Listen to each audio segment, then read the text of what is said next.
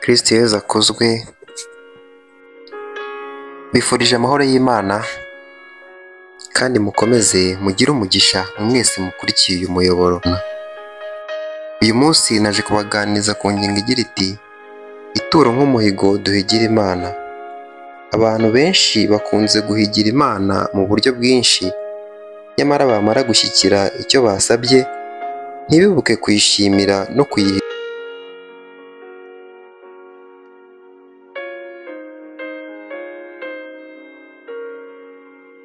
no guhigura umuhigo bahigiye.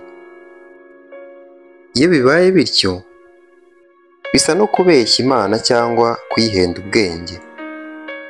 Umuhigo wa Yakobo ubwo yarimo ahunga mukuru we Ezawu, nuko Yakobo arahiga ati Imana niba turi kumwe ikandinda muri uru rugendo ndimo, nimpa ifunguro ikampa n'umwambaro, ninsubiza amahoro kwa data, Uhoraho niwe uzambera Imana koko. Iri buye nshinze rizaba inzu y'Imana, kandi mu byo uzampa byose nzajya nkuraho 1/10 nkiguture. Nk'uko tubibona mu ntangiriro, umutwe wa 28 umurongo wa 20 kugeza ku 22. Yakobo yahize uyu muhigo hafi imyaka 400 mbere y'uko amategeko atangwa. Uyu mugabane waje gushyirwa mu mategeko y'umwihariko Abayisiraheli bagombaga gukurikiza. Ituro Nyagasani ashima. Ituro Nyagasani ashima, ituro rishimisha Imana si ugutanga byinshi. Igihe Yezu yitegerezaga uko batura, ntiyashimye uwatanze byinshi, ahubwo yashimye umupfakazi watanze ituro abivanye mu mutima. Ituro Imana ishima ni irivuye ku mutima, ntago ari ubwinshi bwaryo. Ujye ukuza Uhoraho n'umutima ukeye, kandi ntugatsimbarare ku muganura w'ibyo wejeje. Ibyo utanga bijye birangwa n'umucyo, kandi uturane ibyishimo 1/10 cy'ibyo utunze.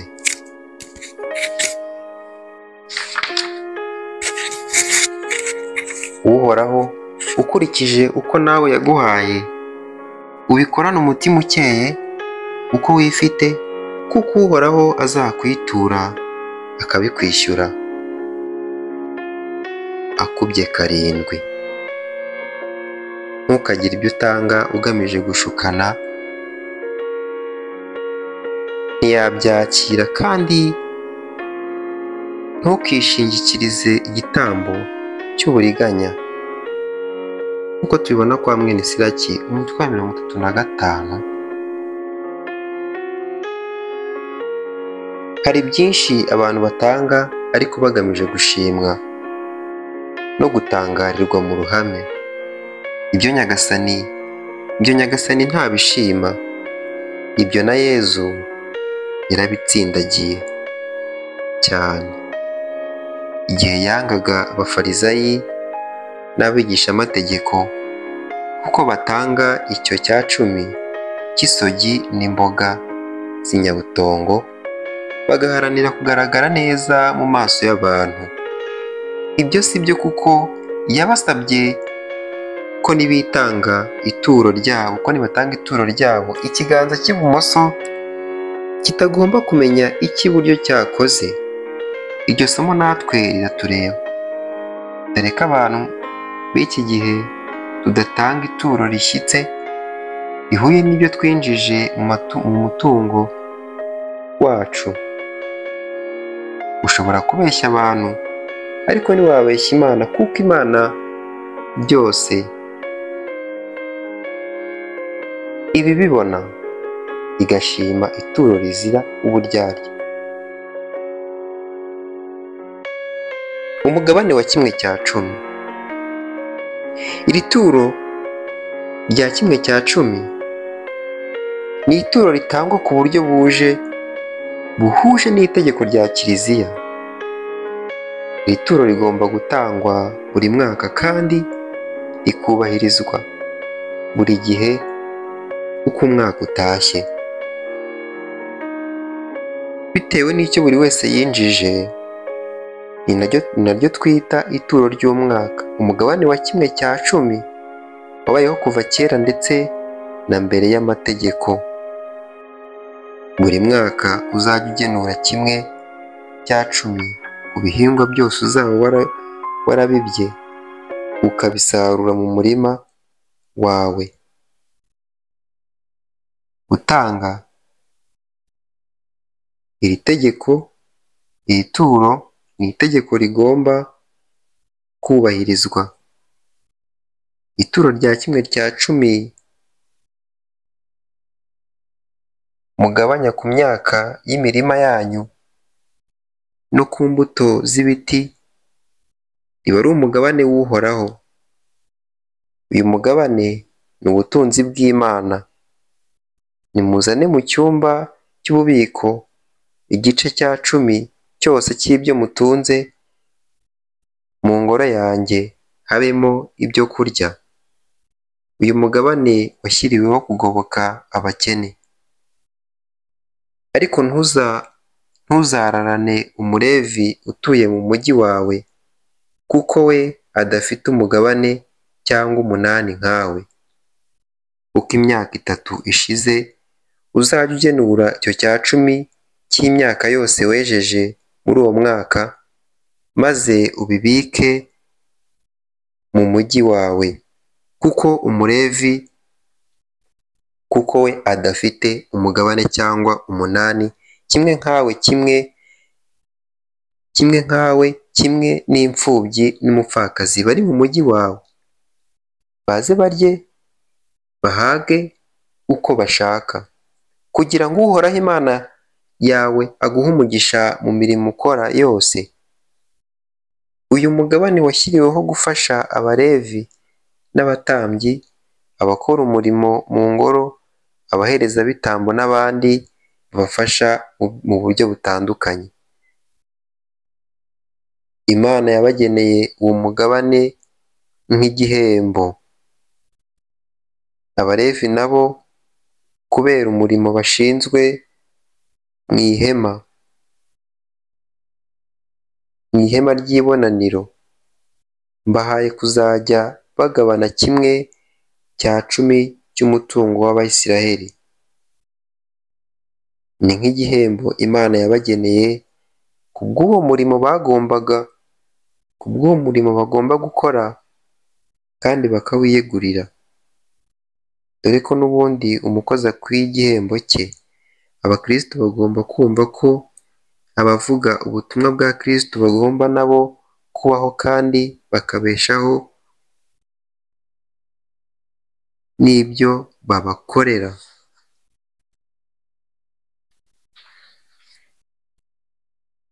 Gutanga amaturo ni kimwe no kubitsa Imana.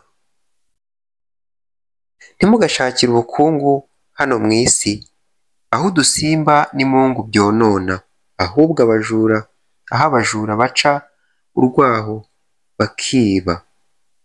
Ahubwo mwizigamire ubukungu mu ijuru, aho abajura badaca ibyuho ngo bibe. Kuko aho ubukungu bwawe buri, ni naho umutima wawe uzaba uri. Nk'uko tubibona mu ivanjiri ya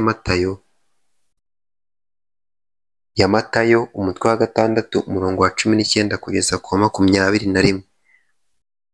Ubutunzi bwa hano ku isi bushobora kwangirika no gushira, ariko ubutunzi twashoye mu nshinga yo kubaka ingoma ya Kristo izahoraho iteka ryose. Buri wese azasarura icyo yabibye. Ntimuzibeshye. Imana ntireregwa. Icyo umuntu azaba yarabibye nicyo azasarura. Ubibira mu murima, ubibira umubiri azasarura urupfu, naho ubibira roho azasarura ubugingo bw'iteka. Kwiringira ubutunzi bwa hano ku isi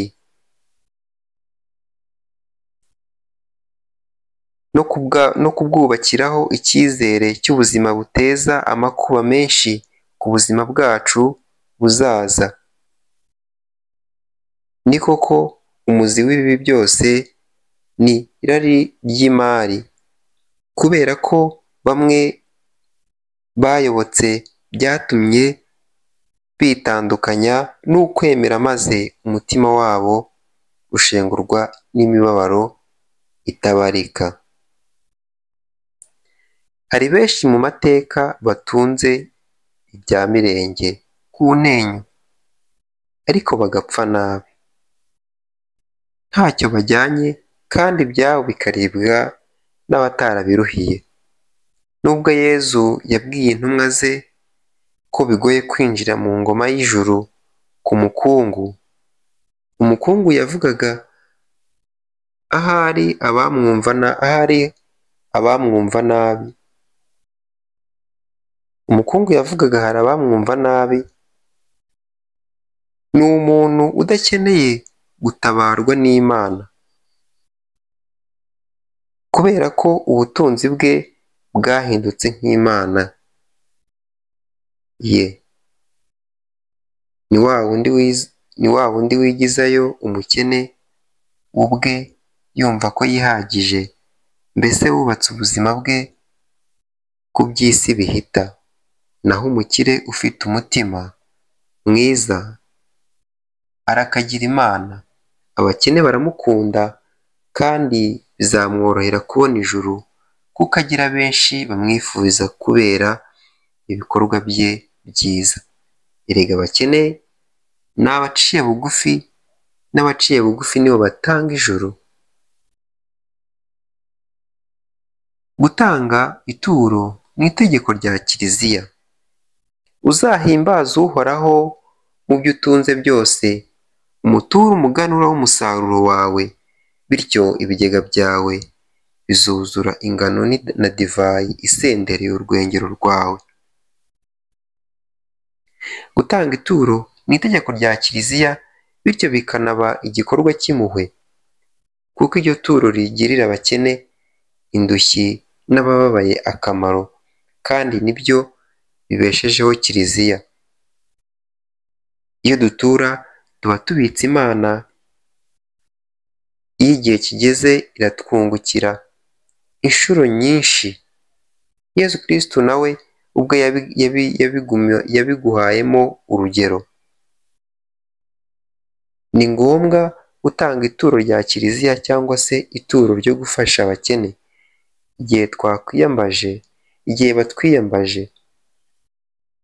Rwose ntukirengagize kugirira neza umuntu ubikeneye kandi ubishoboye.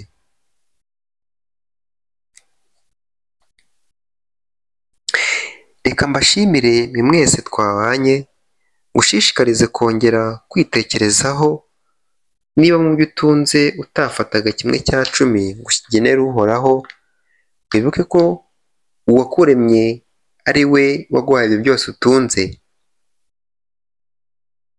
Nkwifurije rero kugira imbaraga zo kongera kwikebuka, ukongera ugatanga ituro, haba iriturwa Imana, ituro rya Kiliziya, ukongera rwose ugashimira Imana. Wifurije amahoro y'Imana, ukomeze udukurikire ku muyoboro wacu, wibuke gusangiza abandi iki kiganiro ndetse no kudukurikira buri munsi. Bibashishikarize. Uhorane umugisha.